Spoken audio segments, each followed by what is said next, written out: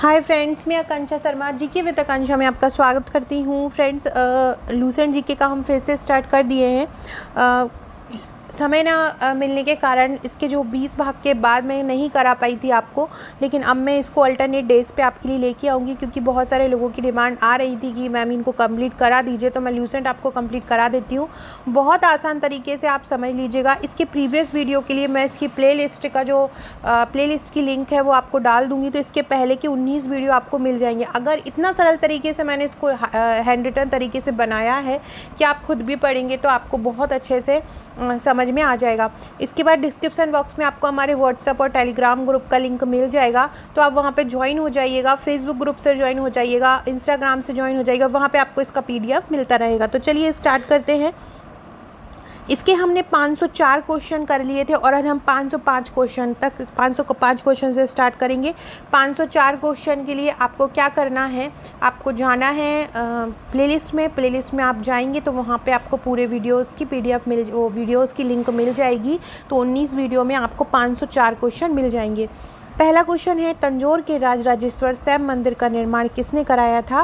तंजौर के राजराजेश्वर शैव मंदिर का निर्माण चोल शासक ने कराया था। कौन से चोल शासक थे? राजराज प्रथम थे। तंजौर के राजराजेश्वर शैव मंदिर का निर्माण किसने कराया? चोल शासक राजराज प्रथम ने। बृहदेश्वर मंदिर किसे कहते हैं? राजराजेश्वर शिव मंदिर को ही बृहदेश्वर मंदिर कहा जाता है। नेक्स्ट क्वेश्चन है, कुषाण शासकों की मुद्राओं पर किसका अंकन मिलता है? जो कुषाण शासक होते हैं, जिनमें कनिष्क उनका सबसे महत्वपूर्ण शासक था, तो जो कुषाण शासक थे उनकी मुद्राओं पर किसका अंकन मिलता है? कौन बना होता है? जो कुषाण शासकों की मुद्रा रहती है उन पर शिव और नंदी बने रहते हैं। नेक्स्ट है वैष्णव धर्म। वैष्णव धर्म का पहला क्वेश्चन पढ़ते हैं। वैष्णव धर्म के विषय में प्रारंभिक जानकारी किससे मिलती है? उपनिषदों से मिलती है। वैष्णव धर्म के विषय में प्रारंभिक जानकारी हमको किससे मिलती है? उपनिषदों से मिलती है। वैष्णव धर्म के प्रवर्तक कौन थे? वैष्णव धर्म के प्रवर्तक थे कृष्ण। वैष्णव धर्म के प्रवर्तक कौन थे? कृष्ण थे। कृष्ण का निवास स्थल कौन था? ये मथुरा के वृषण कबीले से संबंधित थे। नेक्स्ट है, कृष्ण का उल्लेख सबसे पहले किस में मिलता है? छांदोग्य उपनिषद में मिलता है। कृष्ण का उल्लेख सबसे पहले कहाँ मिलता है? छांदोग्य उपनिषद।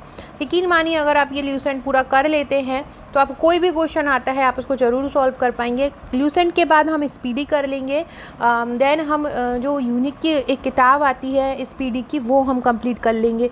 तो उससे क्या होगा, आपका पूरा का पूरा हो जाएगा। इसके अलावा एक रुकमणी का भी आता है, उसमें जो जीके है वो भी मैं इसी फॉर्म में करवा दूँगी। तो आपको कहीं से कोई भी प्रतियोगी परीक्षा की भारत की तैयारी कर रहे हो, आपको पूरी जानकारी मिल जाएगी। नेक्स्ट क्वेश्चन है, विष्णु के 10 अवतारों का उल्लेख किस पुराण में मिलता है? विष्णु के 10 अवतारों का उल्लेख मिलता है मत्स्य पुराण में। विष्णु के 10 अवतारों का उल्लेख किस पुराण में मिलता है? मत्स्य पुराण में। गुप्त काल में विष्णु का कौन सा अवतार प्रसिद्ध था? वराह अवतार प्रसिद्ध था। गुप्त काल में विष्णु का कौन सा अवतार प्रसिद्ध था? वराह अवतार प्रसिद्ध था। भगवान विष्णु के सुदर्शन चक्र में कितनी तीलियां हैं? भगवान विष्णु के सुदर्शन चक्र में 6 तीलियां होती हैं। वैष्णव संप्रदाय के मत और उनके आचार्य बताओ। तो वैष्णव संप्रदाय का जो मत है वो विशिष्ट अद्वैत है, और इसको विशिष्ट अद्वैत बोलते हैं। और इसके जो आचार्य हैं वैष्णव की संप्रदाय के, वो है रामानुज। याद रखिएगा, वैष्णव संप्रदाय के जो मत है वो विशिष्ट द्वैत है। वैष्णव संप्रदाय विशिष्ट द्वैत है, आचार्य रामानुज हैं। ब्रह्म संप्रदाय के मत और आचार्य कौन है? तो मत है इनका द्वैत ब्रह्म का, और आचार्य हैं आनंद तीर्थ। याद रखिएगा, ब्रह्म संप्रदाय के आचार्य कौन है? आनंद तीर्थ। रुद्र संप्रदाय के मत और आचार्य कौन थे? तो रुद्र संप्रदाय के मत है शुद्धाद्वैत और आचार्य हैं बल्लवाचार्य। सनक संप्रदाय के मत और आचार्य बताओ। सनक संप्रदाय का मत है द्वैताद्वैत और आचार्य हैं निम्बार्क। सनक संप्रदाय के आचार्य कौन है? निम्बार्क हैं।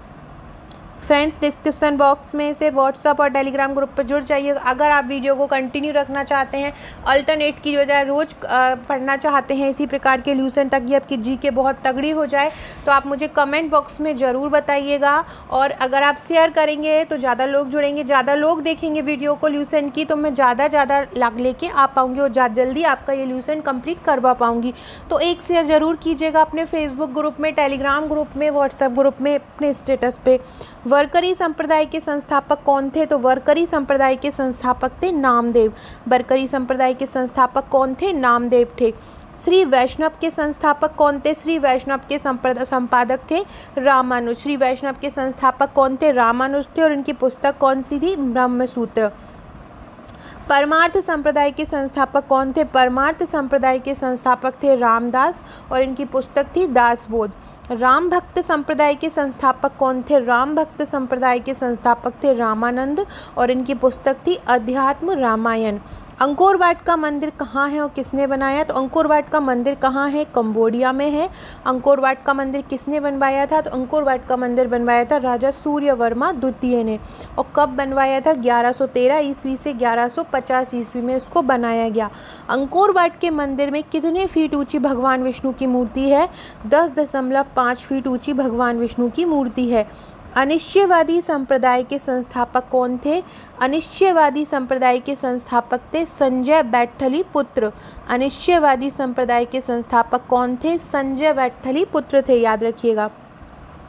अब इस्लाम धर्म में 527वां क्वेश्चन है कि इस्लाम धर्म के संस्थापक कौन थे? तो इस्लाम धर्म के संस्थापक थे हजरत मोहम्मद।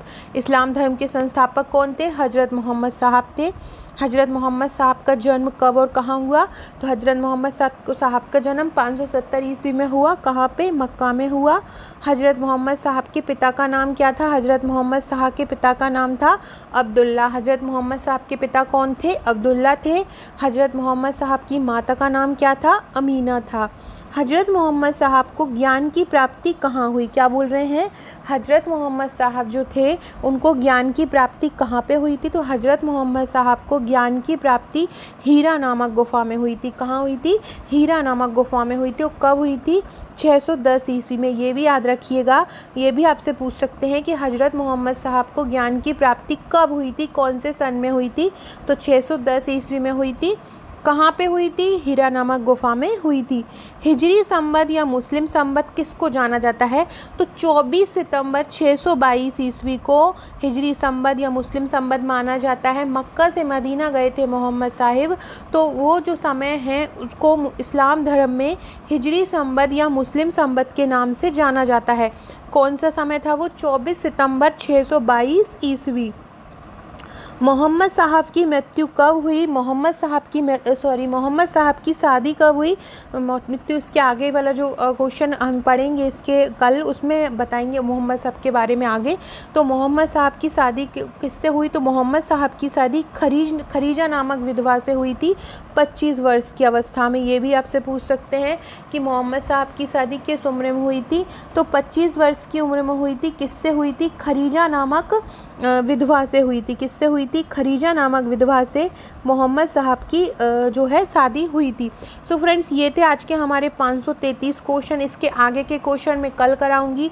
वीडियो अच्छी लगे तो लाइक ज़रूर कीजिएगा, एक कमेंट्स कीजिएगा अगर आपको वीडियो अच्छा लगता है।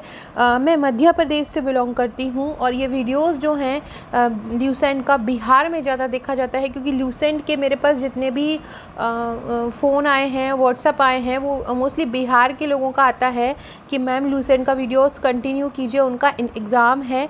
तो अगर आप लोगों को वीडियो अच्छा लगता है तो प्लीज़ शेयर कीजिएगा, ताकि मैं इस वीडियो जो ल्यूसेंट है उसको कंटिन्यू कर पाऊँ। Okay friends, thank you.